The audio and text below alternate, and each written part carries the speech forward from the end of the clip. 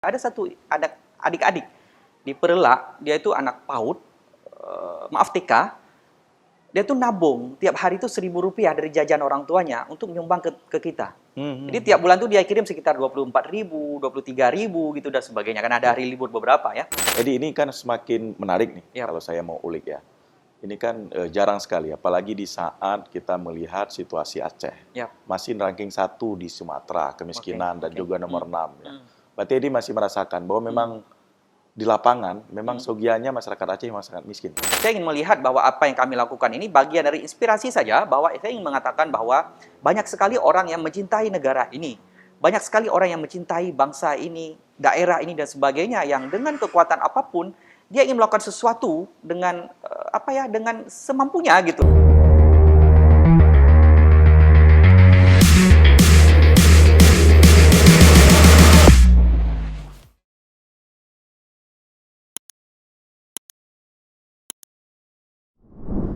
Bismillahirrahmanirrahim. Assalamualaikum warahmatullahi wabarakatuh.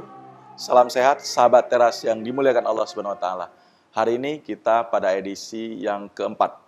Mudah-mudahan edisi yang keempat ini sahabat teras bisa kita berikan konten-konten untuk memotivasi dan juga orang-orang sebagai narasumbernya bisa menginspirasi bagi kehidupan kita. Nah, hari ini ada kesempatan yang berbeda bagi saya. Kalau kemarin mungkin dengan sosok-sosok politisi, hari ini kita tampilkan satu sosok yang menjadi narasumber terbaik kita menurut kita di episode kali ini, sosok yang berbeda. Sosok yang berbeda itu siapa beliau? Beliau adalah orang Montasik Aceh Besar. Nah, tentunya bagi pegiat sosial dan pekerja sosial di Aceh sudah mendengar nama beliau di media sosial. Siapa beliau? Seorang Edi Fadil. Ya, beliau sebagai ASN di pemerintah Provinsi Aceh dan hari ini beliau juga menjadi pekerja sosial dan pegiat sosial. Ada satu kegiatan yang menarik bagi kita untuk kita ikuti sebagai konten-konten yang sedang dilakukan oleh seorang Edi Fadil, yaitu membangun istana bagi orang-orang miskin dengan program Cat Langit Rumah. Ya, Cat Langit Rumah. Sebelum saya mengulik dan mengupas tuntas seorang Edi Fadil dengan kegiatan-kegiatan sosialnya, kita lihat dulu tampilan berikut ini.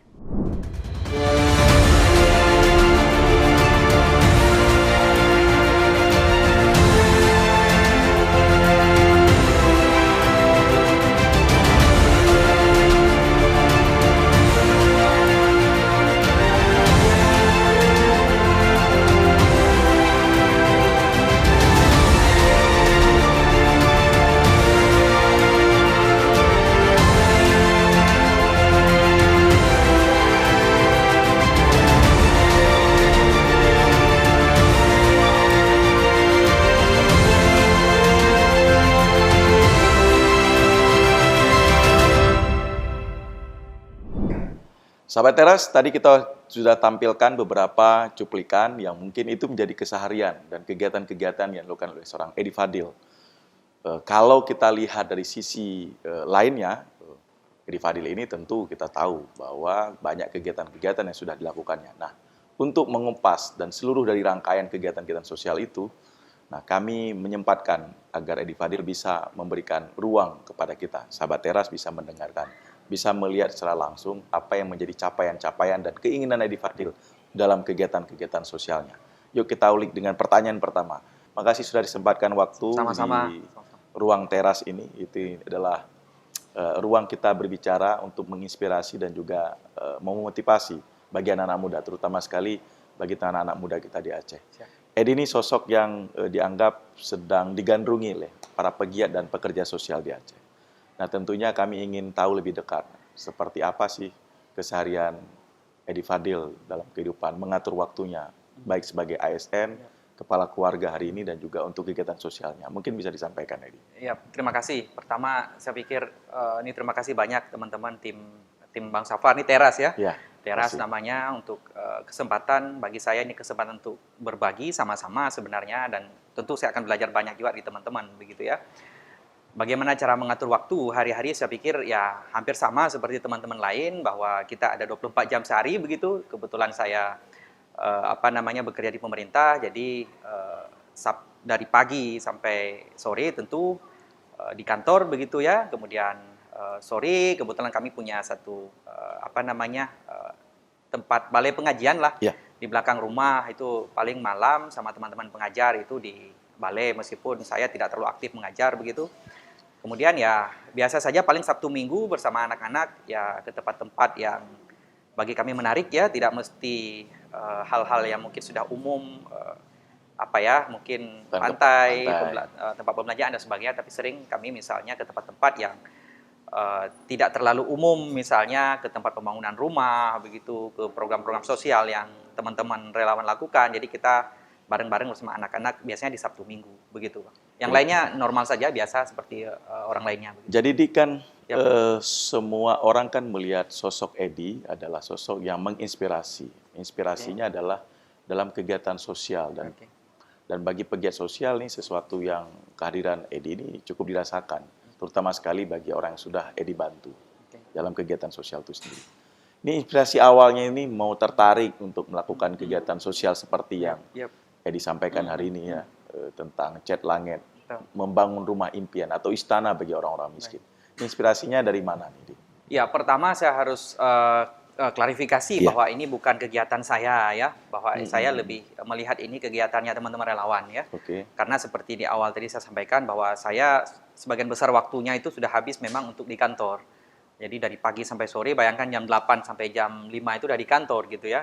Pulang dengan capek, malam kemudian ada beberapa kegiatan begitu, dan ada kegiatan lainnya di luar kerja juga yang kadang-kadang itu ya tidak memungkinkan misalnya untuk melakukan kegiatan sosial juga. Jadi bagi saya ini sebenarnya memang kerjaannya teman-teman relawan dan partisipasi teman-teman dari donatur gitu. Kalau saya lebih mengistilahkan posisi saya ini lebih, kalau dulu ada HP Nokia itu motonya itu connecting people, saya lebih cocok mungkin fungsinya di situ.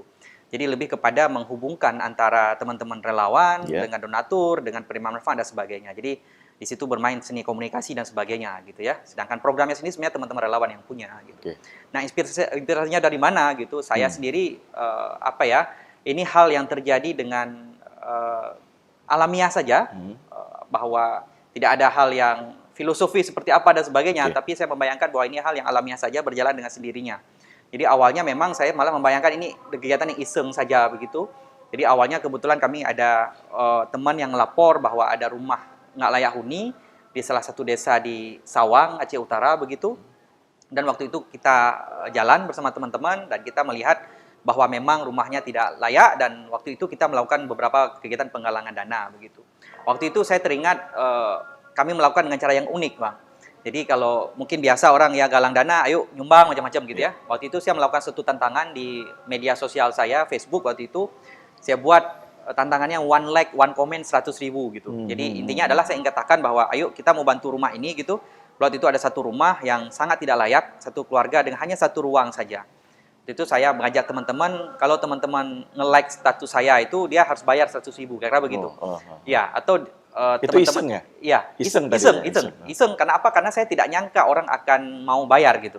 Kenapa? Namanya media sosial itu kan orang khawatir mungkin nanti penipuan macam-macam gitu ya. Saya iseng saja gitu, kira-kira ini berhasil tidak gitu. Tapi ya bismillah saja gitu ya. One like, one comment 100.000. Orang-orang yang komen saya inbox gitu. Satu-satu saya inbox gitu. Ada yang like, saya inbox juga. Bapak sudah nge-like, silahkan bayar 100.000. Kira-kira begitu. Tapi luar biasanya bahwa banyak orang serius ternyata. Bahwa ketika nge-like, ketika komen, mereka benar-benar bayar gitu. Oh ya, ini serius ya? Iya, serius ya katakan. Misalnya. Ada yang menarik waktu itu, ada satu pengguna media sosial yang waktu itu dia ngakunya berada di Amerika, di New York. Nah dia katakan, Edi saya lagi di New York nih, saya nggak bisa transfer katanya. Ya udah, saya udah like satu, udah komen satu, berarti 200.000 ya katanya. Iya Pak, saya bilang. Ya udah, saya minta kirim sama teman saya di Banda Aceh gitu 2 juta, kayak gitu itu. Jadi saya merasa wah ini luar biasa. Nah singkat cerita di hari pertama itu kita dapat hampir 8 juta rupiah. Dan waktu itu yang langsung kita beli material gitu ya, kita cari tukang dan itu kita publikasi, daftar penyumbangnya kita publikasi juga. Dan itu membuat orang lebih percaya lagi gitu. Singkat cerita dalam waktu 1 minggu itu terkumpul uang hampir 40 juta. Dan meskipun di hari kedua kita langsung kerja gitu. Jadi awalnya seperti itu. Ya, sampai akhirnya ya rumah kedua dan berikutnya sampai sekarang alhamdulillah udah ke rumah ke 116. Ya, dan waktu itu kita dapat rumah pertama juga yang unik adalah hampir setiap rumah yang kita dapatkan itu anaknya putus sekolah. Anak usia sekolah di rumah yang kita dapat bantu gitu anaknya putus sekolah.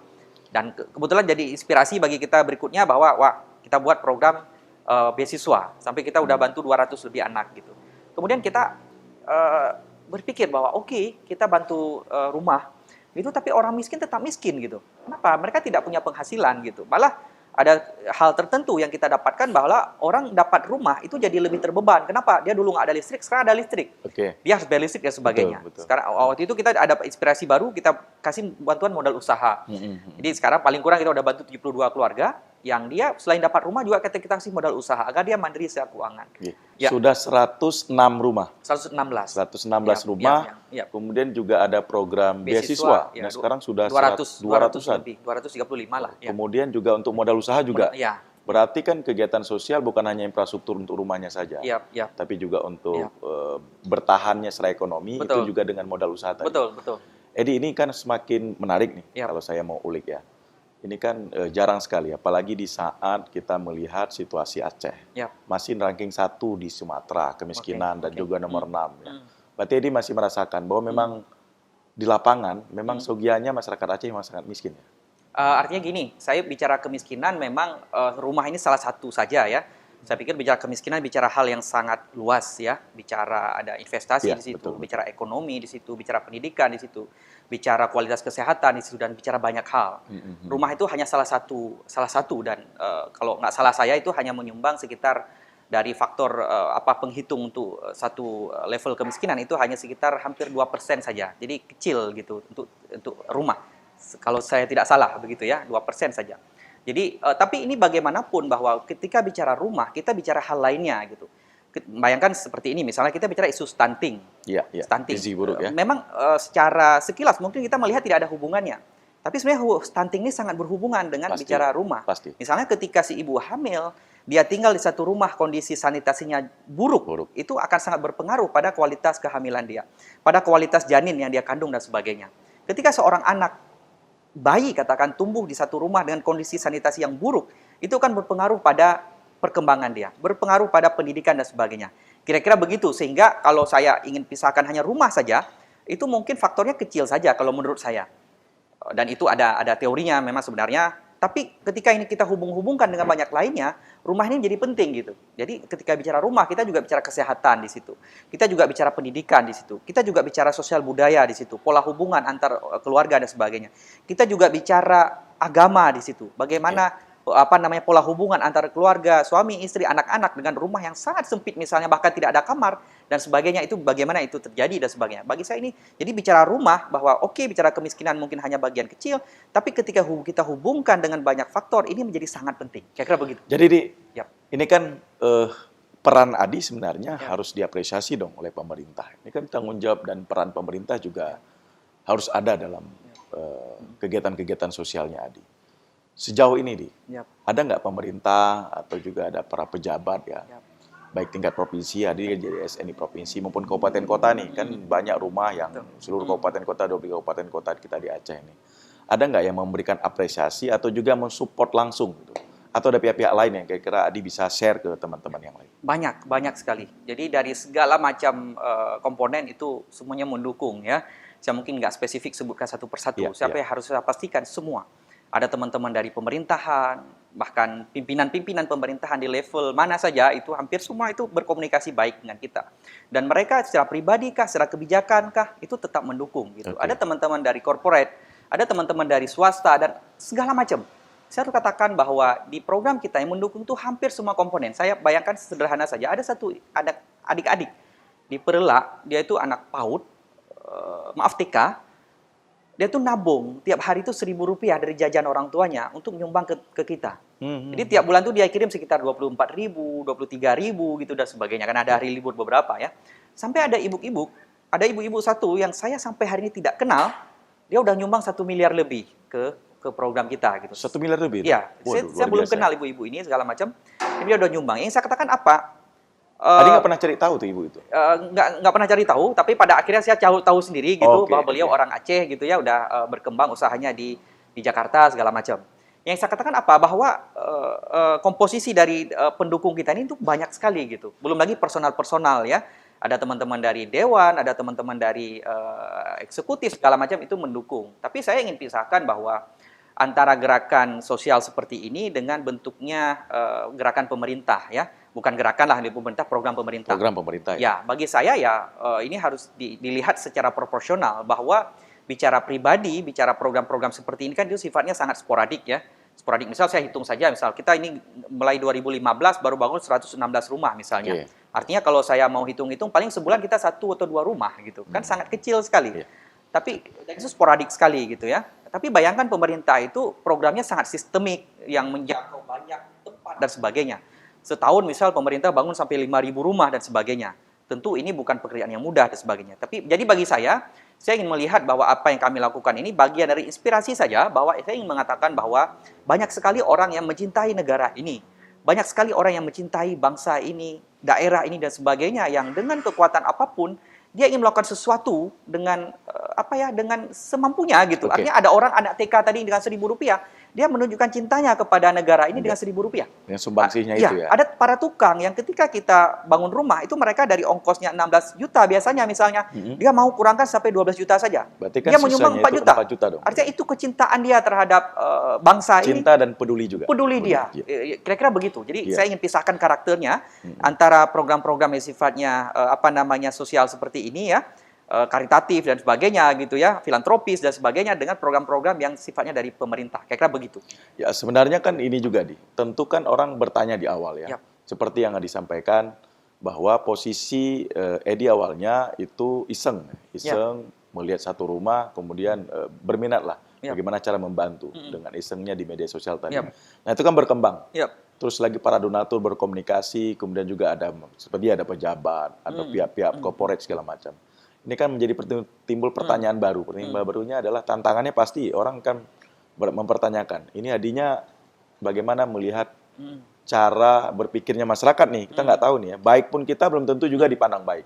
Pasti itu menjadi tantangan besar ya. Tantangan besarnya apakah amanah? Nah, ini kan bahasa amanahnya. Bagaimana Adi mensiasati itu supaya mempertanggungjawabkan apa yang Edi terima itu bisa dipertanggungjawabkan di masyarakat. Seperti apa Edi? Ya, yang pertama kebetulan kita operasional program ini itu sepenuhnya melalui media sosial. Artinya kalau konkretnya itu melalui Facebook saya Facebook gitu ya? Facebook, media sosial Facebook. Kenapa Facebook? Bagi saya Facebook ini paling Paling merakyat gitu. Ya, kira-kira begitulah. Dari ibu-ibu gitu ya, semua dari situ. Kira-kira begitu. Kalau mungkin ibu-ibu di rumah tangga lagi lagi Facebook, masak juga di situ segala macam ya, live sambil masak macam-macam lah. Betul. Ini sangat merakyat. Kalau Twitter ya mungkin agak sedikit kelasnya ya beda lah kira-kira ya. Kemudian Twitter juga karakternya terbatas. Iya. Berapa 100 berapa gitu itu udah nggak bisa kira-kira begitu. Jadi di sini kita sangat ekspresif kira-kira begitu. Dan karena ini sangat terbuka, artinya kita ibarat punya web gitu ya, dengan program ini dioperasikan di situ. Artinya gini, sederhananya bahwa program ini bisa dimonitor dimanapun gitu. Ada orang misalnya sedang di manapun gitu, asalkan dia bisa akses internet, dia bisa tahu tentang program ini. Kira begitu. Satu. Yang kedua, aspek transparansinya seperti apa? Seseorang menyumbang misalnya, itu biasanya di Facebook saya, itu saya taruh misalnya, saya tulis si penyumbang misalkan siapa. Untuk rumah ini, siapa saja penyumbangnya, kita tulis namanya. Jadi ya sederhana begitu saja, bahwa orang bisa melihat, kemudian progres pembangunan rumahnya kita update secara periodik, misalnya setiap 2 minggu sekali, atau 3 minggu sekali, atau sudah selesai rumahnya, itu kita update. Jadi orang bisa tahu bahwa, wah, rupanya sumbangan saya sudah dipakai untuk ini. Wah, rupanya minggu lalu bangunannya masih seperti ini, minggu berikutnya sudah seperti ini. Dia tahu gitu. Dan ketika sudah selesai, dia tahu bahwa, wah, rupanya rumah ini menghabiskan uang segini dan sebagainya. Itu tantangan awal. Ya, kalau tantangan keduanya pasti pertanyaan orang begini. Yap. Edi Fadil mau ngapain ya? Buat kegiatan sosial, mencari simpati masyarakat. Satu sisi kalau orang positif pasti menganggap, oh ini kan bagian dari ketulusan, dia investasi sosial kepada masyarakat, dia berbagi. Cara dia berbagi dengan memanfaatkan media sosial, kesengajaan waktunya itu dipakai untuk betul-betul untuk investasi sosial itu sendiri. Pasti juga orang berpikir, nih Edi jangan-jangan nih mau ada nilai politisnya, bisa jadi begitu. Jadi begitu kan, kan banyak orang berpikir, orang investasi sosial ke masyarakat pasti ada feedback untuk mencari popularitas. Pada akhirnya dimanfaatin. Enggak pun untuk Edi sebagai pribadi, tapi untuk orang-orang yang di belakang Edi. Mungkin kalau seandainya dukung si Polan, dengan sendirinya terdongkrak dengan investasi kebaikan yang Edi lakukan. Itu seperti apa disiasatinya? Yang pertama bagi saya nggak masalah gitu ya. Artinya orang berpikir apapun nggak ada masalah sama sekali. Satu. Yang kedua, kita tidak punya tidak punya kemampuan untuk mempengaruhi pikiran orang gitu. Jadi orang silahkan berpikir dengan apa yang dia maui gitu. Bagi saya itu nggak apa-apa gitu, nggak ada masalah sama sekali. Dan itu asiknya dunia ya itu gitu ya, orang punya pikiran macam-macam gitu. Bagi saya itu harus disyukuri, itu satu. Yang kedua, bicara misalnya ada orang pikir politik gitu. Kebetulan saya ASN gitu ya. Iya, Artinya iya, ASN nggak mungkin politik lah gitu ya. Kalau saya politik, kampanye aja bisa dipecat. Saya kira Betul, begitu betul, itu yang betul. kedua. Yang ketiga, bagi saya ini bicara orang kan punya apa ya, preferensi hidupnya macam-macam. Ada orang suka misalnya terhadap sesuatu, ada orang sukanya membaca di mana-mana membaca Iya. gitu ya. Ada orang sukanya traveling, macam-macam. Saya kebetulan saya orang kampung gitu ya, sering ke sawah, sering ke tempat-tempat yang mungkin nggak umum gitu, ke kebun macam-macam. Bagi saya ketika kita ke kampung bantu orang, ini sebuah kenikmatan tersendiri juga gitu. Saya mengistilahkannya misalkan anggap aja ini hobi gitu. Kalau Iya. orang misalnya maaf ada hobi misalnya ke pantai, dia mengeluarkan uang untuk ke pantai, dia bayar tiket, dia bayar minuman, dia bayar makanan macam-macam gitu, dia keluarkan seberapa uang. Terus apakah salah kalau misalnya kita punya hobi ke kampung gitu tiap hari Sabtu Iya. Minggu buat anak-anak, dan anak-anak kita happy, bisa melihat kerbau, bisa melihat sapi, bisa melihat Persawahan. macam-macam, kebersamaan di kampung, bagaimana orang kampung itu berjuang untuk hidup dan sebagainya, dan itu jadi sebuah hal yang menyenangkan bagi mereka, dan kita mengeluarkan uang untuk itu, katakan untuk bensin dan sebagainya. Bagi saya kalau bicara praktis saja, saya menganggap seperti itu. Jadi saya bawa anak-anak, saya sering 1 minggu tuh ini, besok saja, misal besok Sabtu saya udah ada agenda. Besok Jadi- saya ke Lamre. Jadi saya Ya. bilangnya gini, Di. Yap, siap. Satu iseng, Yap. yang kedua udah hobi nih. Iya, iya. Berarti karena keisengan jadi ke hobi. Betul. Besok Ya. misalnya, besok saya udah ada agenda ke Lamre. Oh, Salah iya. satu ada satu keluarga kebetulan Lamre itu ada situs Kurung Raya, iya, Kurung Raya iya. begitu. Ada satu desa gitu ya, kemudian ada satu anak yang korban KDRT lah di Oh, situ iya. gitu ya. Maaf, korban pelecehan gitu. Oke, oke. Kebetulan udah kembali ke keluarga dan kebetulan dia tidak punya sumur misalnya. Ada teman-teman yang mendukung. Udah kita besok saya kerja anak-anak sambilan liburan, ya udah kita liburan ke rumah adik ini kenapa tidak gitu. Kira-kira begitu. Jadi kita pakai aja ini santai aja, kita anggapnya hobi saja. Itu yang kedua. Yang ketiga, Bang. Mungkin ini bicara agak ideal ya. Bagi saya begini ya. Kita agak beruntung ketika hari ini kita lahir dengan kondisi yang mungkin saya bisa kuliah dengan baik Oke. di kampus yang bagus. Bang Safar hari ini menjadi anggota dewan dengan fasilitas yang banyak dan sebagainya. Bisa Saya kuliah. tahu, Iya, saya tahu, kira-kira begitulah. saya tahu. Kira-kira begitulah. Nah, Nggak yang ingin saya apa-apa. katakan apa? Ada hal yang harus kita syukuri bahwa ketika ada orang yang secara alamiah kondisinya tidak bisa menikmati hal seperti kita, misalnya kita tidak bisa kuliah di tempat yang bagus. Ada teman-teman kita misal di Tampur Paluh, Simpang Jernih sana, yang untuk menjangkau sekolah saja itu sangat jauh gitu. Ada teman-teman kita di Leston, di Pining, Gayo Luwes yang ketika dia mau kuliah itu sangat jauh. Tapi dia dilahirkan di situ gitu. Bagi saya ketika kita hari ini menganggap diri kita cenderung beruntung dalam pandangan umum gitu, bisa fasilitas macam-macam, bisa menyalurkan cita-cita dan segala macam keinginan kita, bagi saya kita harus bersyukur luar biasa. Dan salah satu bentuk syukur itu bagi saya adalah, ayo kita coba berbagi dengan orang yang mungkin dalam pandangan publik tidak seberuntung kita. Dalam pandangan publik ya, meskipun nanti ada keadilannya Tuhan dan sebagainya begitu ya. Tapi dalam publik mungkin kita menganggap, ya dia nggak bisa sekolah, dia nggak bisa kuliah gitu, dia nggak bisa mencapai, mungkin nggak bisa kerja kayak kita. Dia terpaksa, ada anak-anak saya temui misalnya di Irun itu ada satu anak yang dia usia sekolah SMP dia udah manjat kelapa. Artinya dia jadi, kalau istilah orang kampung jadi pilot, kira-kira begitu bahasanya gitu. Jadi dia manjat kelapa. Bayangkan, kenapa dia lahir kebetulan dia udah yatim gitu, nggak ada orang tua. Ada kondisi-kondisi alamiah yang buat dia mungkin dalam tanda kutip kita kurang begitu beruntung gitu. Sementara anak lain bersekolah, bisa kuliah dan sebagainya. Bagi saya ini tanggung jawab, bagi kita yang merasa sedikit lebih beruntung untuk Bisa come on. Kira-kira begitu. Kita kira-kira bisa lakukan apa ke dia ketika kita syukur, kita berada pada posisi yang lebih baik, kita bisa bahagiakan dia apa kira-kira? Nah, bagi saya itu salah satu yang mungkin kalau bicara ideal ya seperti itu. Ya, baik. Sahabat Teras, saya pikir sudah sambil berjalan kita sudah mengulik beberapa aktivitas dan kegiatan-kegiatan seorang Edi Fadil. Nah, tentunya kita juga mau lihat tolak ukur kemiskinan yang terjadi di Aceh tentunya dengan kegiatan sosial yang Edi Fadil lakukan. Kategori miskin menurut Edi Fadil itu seperti apa dia? Ya, banyak hal ya kalau bicara misalnya dari ukuran-ukurannya BPS itu kan bicara dari Saya nggak mau tanya Ya, soal ya, BPS. ya, Saya mau tanya ya, begitulah. dalam pandangan seorang Edi Fadil sebagai pegiat sosial Ya. kan, miskin yang menurut Edi itu yang wajib dibantu, yang diverifikasi dalam kategorinya, oh ini layak dibantu, oh ini layak untuk diperbantu. Gitu. Modelnya Ya, seperti apa? oke. gitu? Kalau saya ulang tadi sedikit Iya. nggak apa-apa, karena banyak referensi ya. Iya, BPS itu itu dia. mengukur dari konsumsi misalnya, macam-macam ya ya. macam-macam lah, macam-macam rumit. Nggak ada gitu. listrik, itu dianggap Ya, miskin. Nah, rumit. itu Ada macam-macam. orang misal nggak bisa makan ikan tertentu, Iya. gitu, ikan cakalang, tokol, dan betul. sebagainya. Itu ada ukurannya semua. Nasi sehari itu harus misalnya 2.200 kalori, Kalori, dan gitu. sebagainya, dan Iya, sebagainya. Banyak iya, itu iya. rumit. Tapi menurut saya sederhana saja ya kalau bicara kemiskinan. Ketika orang punya kemampuan, tapi dia nggak bisa dapat nilai tambah dari kemampuannya, bagi saya itu dia udah kategori miskin. Ya, nggak bisa nilai tambah. Saya nggak tahu itu, tapi bahasa saya saja. Boleh dipersepsikan gimana pun gitu ya. Saya posisikan seperti ini. Dia seorang petani, dia punya aset misalnya, dia punya sawah, dia punya hasil sawah dan sebagainya.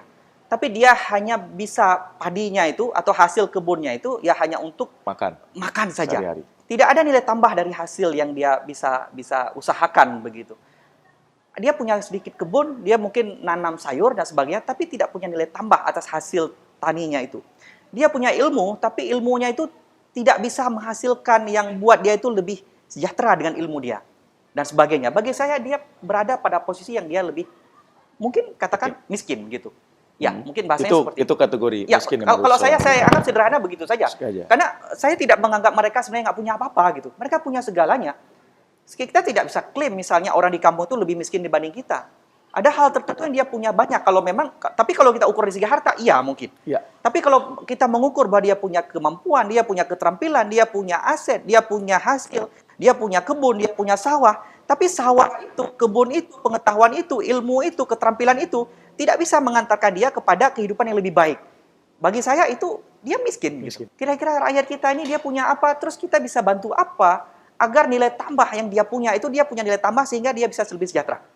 Saya memandangkan seperti saya yang pasti agak malu ya, malu sebagai wakil rakyat hari ini ya dengan sosok Edi Fadil ini nggak seberapa ya apa yang sudah lakukan. Kalau saya mungkin punya kekuasaan lebih, tapi dengan kegiatan yang mungkin di luar dari jabatan saya ini mungkin tidak mampu seperti Edi Fadil. Mudah-mudahan kita doakan Edi Fadil ini akan terus melakukan aktivitas kegiatan sosialnya, diberikan keridhaan dari Tuhan Yang Maha Kuasa. Edi, ini mungkin sekilas yang terakhir yang pertanyaan saya. Ini kan aktivitasnya terus bangun rumah, bantu, mungkin ada beasiswa pendidikan, kemudian juga ada kegiatan untuk modal usaha. Ini verifikasi, tentu kan dilakukan oleh timnya, para relawannya Edi. Ya. Bagaimana nih nanti kalau seandainya ada masyarakat yang butuh nih, kira-kira nih ada masyarakat yang butuh rumah ini layak untuk dibangun, menghubungi Edi, dan bagaimana untuk menjadi relawan juga. Kan nggak mungkin juga relawan itu kan dibawa dari Aceh Besar misalnya ke daerah Aceh Timur sana gitu. Pasti kan butuh orang Aceh Timur. Ini seperti apa? Boleh Edi share ke teman-teman? Ya, jadi kegiatan kita ini sangat cair ya sifatnya, sangat fleksibel begitu. Kita tidak diikat oleh aturan tertentu, kita tidak punya badan hukum, tidak punya kantor, tidak punya stempel, tidak punya akta notaris, tidak punya apa-apa. Jadi sangat cair sekali, tapi satu yang mengikat kita adalah nilai. Ada nilai yang kita coba bareng-bareng jalankan gitu. Bahwa nilai apa? Nilai kepedulian. Bahwa nilai kesukarelawanan, nilai berbagi, nilai seperti itu yang coba kita dorong terus bersama teman-teman. Ya kalau misalnya, dan saya yakin ini banyak sekali orang seperti ini. Buktinya apa? Misalnya relawan kita hari ini itu rata-rata orang yang tidak pernah saya kenal sebelumnya gitu. Tapi mereka mengajukan misalnya ada rumah, mereka kirim ke Facebook gitu atau ke WA saya segala macam. Dan kebetulan kita, ya ada saja orang yang misalkan yang kirim uang juga, misalkan untuk, Edi ini saya mau bantu ini misalnya. Kebetulan ketemu gitu, ada hal-hal yang, ya apa ya, kebetulan yang luar biasa ini ketemu gitu. Sehingga jadi gitu, seperti itu. Jadi kalau misalkan tadi pertanyaannya seperti apa, ya mereka bisa lihat saya di Facebook saya gitu ya. Bisa terbuka, orang bisa kirim ke inbox gitu ya, segala macam gitu, bebas saja gitu. Ya penting bagi saya adalah, fungsi saya adalah connecting people. Ada orang yang membutuhkan, ada orang yang mungkin punya sedikit kelebihan, kita hubung-hubungkan aja. Jadi gampang sekali. Semangat Edi. Kita ajak dulu dong Edi untuk minum ya. Siap. Kita kering juga kalau nggak minum karena udah di penghujung kegiatan yang kita mau ulik dari seorang Edi Fadil. Silakan minum dulu Di. Ini kebetulan kita sahabat teras ada di Paupia Garden. Salah satu tempat menurut saya recommended juga untuk membawa keluarga atau juga yang masih mau pacaran. Bawa pacaran juga bagus. Tempatnya cukup menarik dan cukup nyaman bagi kita semua. Bukan iklan ini, tapi mau mengatakan memang baik tempatnya. Gitu. Edi, saya pikir kita udah minum. Ini kebetulan kita minumnya jus kurma ya. Biar agak Arab-Arab sedikit ya. Karena baru pulang Jumatan nih kami sama Edi. Ini Edi, ini pertanyaan saya pikir menjadi close statement. Jadi kalau kita lihat bahwa ada orang miskin. Tapi dia nggak punya tanah nih, Di. Nggak punya tanah. Itu satu yang mungkin jadi close statement terakhir Edi juga dalam pertemuan kita ini. Kemudian juga saya dengar Edi juga pernah bangun sekolah dan masjid. ini sudah seperti apa. Kalau kemarin kan saya dapat inspirasi juga nih, kemarin saya podcast dengan Pak Wagub Sumatera Utara, Bang Ijek. Bang Ijek itu ada cita-cita besar ayahandanya membangun 99 masjid. Ini masih yang ke-24, tapi almarhum sudah tiada. Tapi Bang Ijek berkomitmen membangun itu, tapi tidak di Sumatera Utara saja. Nah, ini mungkin sosok Edi kan sudah saya dengar juga bahwa di samping membangun rumah, tadi disampaikan juga ada modal usaha bagi orang miskin, juga ada beasiswa juga bagi orang miskin. Nah, ini sekarang ada orang miskin, kita memang melihat dia layak untuk kita bantu. Tapi nggak punya tanah nih, Di. Ini seperti apa nih? Nah, itu dia. Jadi, bicara orang miskin itu ada, saya lebih suka menyebut prasejahtera sebenarnya. Prasejahtera ini sebenarnya pada tahap yang paling bawah gitu adalah orang yang nggak punya aset, menurut saya. Orang yang punya aset, minimal dia bisa jadikan aset itu sebagai jaminan lah, katakan ya. Meskipun pada implementasinya agak sulit juga gitu. Misalkan dia mau jaminkan apa gitu ke bank macam-macam juga sulit. Karena di kampung rata-rata juga nggak punya sertifikat macam-macam. Kira-kira begitu. Tapi bicara alamiah bahwa ketika dia punya sesuatu, ada sesuatu hal yang bisa dilakukan lah atas aset itu. Nanam kayak atau apa gitu. Tapi ada orang yang bahkan tanah saja tidak punya gitu. Apalagi rumah. Dan ini kita temui kasusnya. Jadi dari rumah yang kita bangun, misalnya ada sekitar mungkin hampir 30 rumah yang plus rumah, kita beli tanah. Oh, berarti bisa beli tanah? Oh, pakai dana donatur itu juga? Iya. Tentu saya minta izin sama donaturnya ya. Kita beli tanah. Peruntukannya? Iya, peruntukannya. Kenapa? Ini menarik, kenapa? Karena di daerah, itu tanah itu nggak mahal gitu. Saya kebetulan, saya contohkan aja, ada satu di dekat-dekat sini lah, di dekat kota Banda Aceh, ada pernah viral, satu keluarga yang maaf tinggal di rumah yang bersebelahan sama kandang sapi gitu, pernah viral gitu. Dan saya ninjau, dan alhamdulillah saya dapat donornya dari Australia, teman-teman saya, mereka langsung bilang, Edi, ini kami bantu rumahnya.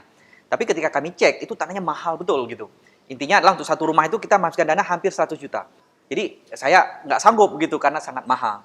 Tapi di beberapa kabupaten itu tanah untuk katakan mungkin 12 kali 12 ya, untuk jadi satu rumah itu dapat 5-6 juta itu dapat gitu. Kira-kira begitu. Jadi berarti masih ratusan ribu ya? Iya, lumayan terjangkau. Jadi seperti itu kasusnya yang pernah kita bangun berarti rumah. Kita bisa bangun kalau dia punya tersedia tanah. Kalaupun dia nggak punya tanah, berarti kita juga menyediakan uang untuk membeli tanahnya. Jadi itu yang bisa dilakukan. Tapi tentu saja bahwa seperti tadi, dana di program kami itu adalah dana dari donatur. Dari relawan, dari orang-orang dermawan dan sebagainya yang belum tersedia dananya. Seperti ini, Pak Safar. Kami tidak pernah bangun rumah, itu udah ada duit baru bangun, nggak pernah. Jadi justru kami itu misalkan ini jalan dulu. Jalan dulu. Misalnya kita 10 juta itu langsung bangun. Jalan terus. Gitu. Jadi kita sebenarnya sambil jalan orang pada nyumbang dan sebagainya. Misalkan ada orang yang dia nggak punya tanah, kita bismillah aja lah gitu. Bismillah, ayo kita coba posting gitu ya. Tiba-tiba ada orang, ya ini saya bantu segini, saya bisa minta izin, Bang, ini bisa nggak ya kita pakai ini untuk beli tanah? Oke, boleh kita beli tanah gitu. Jadi memang by proses, tapi alhamdulillah udah 116 rumah gitu. Artinya luar biasa gitu kepedulian orang-orang, kepedulian para dermawan, kepedulian para relawan kita di lapangan untuk mendampingi sampai tahap ini gitu. Tentu saya melihat dari semangat Edi ya, teman-teman sahabat teras, betapa luar biasanya kebahagiaan yang dimiliki oleh seorang Edi dalam kehidupannya. Dan tentunya apalagi bagi para penerima rumah impian Bak Istana yang sedang dibangun dan sedang dilakukan oleh seorang Edi Fadil. Kita doakan Edi Fadil tentunya akan menginspirasi bagi anak-anak muda, menginspirasi bagi banyak tokoh-tokoh yang ada di Aceh. Pesan moral terakhir dan harapan besar bagi masyarakat Aceh dan juga anak-anak muda khususnya Edi, supaya bisa menjadi Edi Fadil yang baru. Ya, saya pikir saya tidak juga terlalu ideal ya. Masih banyak sekali hal yang harus saya belajar banyak gitu ya. Tapi saya ingin katakan bahwa terlalu banyak hal yang butuh perhatian kita bersama di lingkungan kita, di rumah kita, di kampung kita dan sebagainya. Dan ini tidak mungkin kita lakukan sekaligus gitu ya.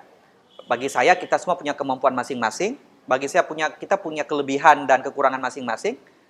Dan untuk semua hal, tantangan dan sebagainya, bagi saya kita juga tidak bisa melakukan segalanya. Tapi kita pasti bisa melakukan sesuatu. Nah, itu dia. Bagi saya itu poinnya, kemauan tadi, kemudian bagaimana kita mau ambil peran terhadap sesuatu itu gitu. Jadi meskipun itu kecil, misalnya sederhana, saya sering katakan ke teman-teman, coba pikir ya, di kampung kita ada nggak anak yang harusnya sekolah tapi putus sekolah gitu. Mungkin kita bisa mulai dari situ. Terus apa yang bisa kita lakukan untuk anak yang putus sekolah ini?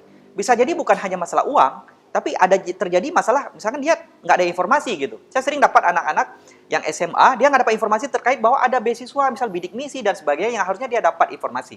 Jadi tidak selalu harus tentang uang. Jadi poinnya itu, Bang Safar, bagi saya soal kemauan. Ya, ambil peran tadi gitu. Mungkin saya contohkan lagi, saya sering contohkan ke teman-teman. Kita sering misalnya dapat WA di grup kita gitu ya, grup WA kita membutuhkan darah A untuk si ini dengan kondisi operasi macam-macam.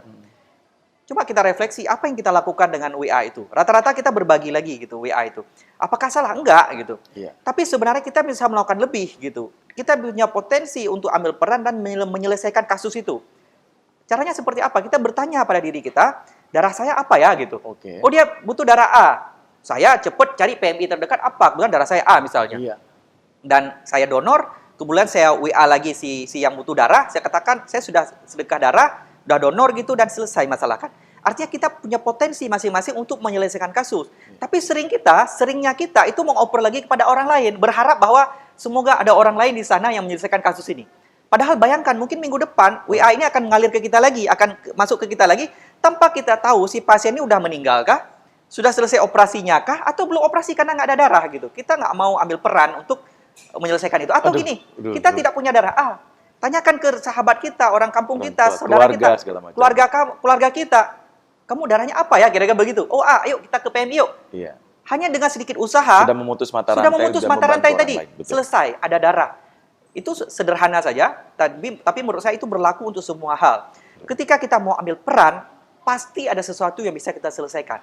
Dan bayangkan, ketika setiap orang mau ambil peran masing-masing, kumpulan dari orang-orang yang ambil peran ini, kumpulan dari orang-orang yang berpikir positif ini, kumpulan dari orang-orang yang mencintai negara ini, kumpulan dari orang yang peduli ini, akan menjadi sebuah gerakan yang luar biasa, dan itu akan merubah bangsa kita. Bagi saya itu. Luar biasa seorang Edi Fadil, sahabat Teras. Kita sudah di penghujung kegiatan kita pada kesempatan hari ini. Tentunya banyak inspirasi dan banyak nilai-nilai yang memotivasi, terutama sekali yang diinspirasikan oleh seorang Edi Fadil. Terima kasih Edi Fadil sudah berbagi. Yang pasti saya sangat cemburu dan mudah-mudahan kita bisa bermitra. Mungkin kegiatan-kegiatan Edi bisa kita share juga bersama-sama, dan saya sangat mengidolakan saudara. Sama-sama menjadi idola anak-anak muda dan bisa menginspirasi bagi pegiat sosial yang lainnya di Aceh. Terima kasih sahabat Teras hari ini, dan mudah-mudahan kita akan ketemu pada kesempatan yang berbeda dengan orang-orang dan narasumber yang tentu yang inspiratif dan memberikan motivasi bagi kita semua. Assalamualaikum warahmatullahi wabarakatuh.